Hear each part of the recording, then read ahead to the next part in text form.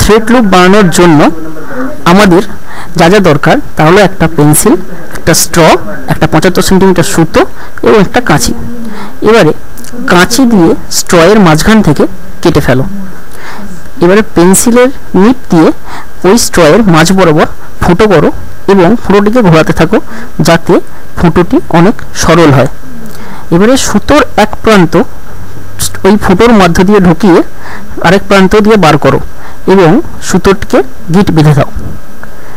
সুতোটিকে গিট বেঁধে কাঁচি দিয়ে সুতোর যে বাড়তি অংশ সেটিকে কেটে ফেলো এবং সুতোটিকে হাত দিয়ে ঘুরিয়ে বেশ সরল করে দাও যাতে ফুটো ঘোরবার সময় ফুটোর মধ্যে দিয়ে সুতোটা না আটকায়।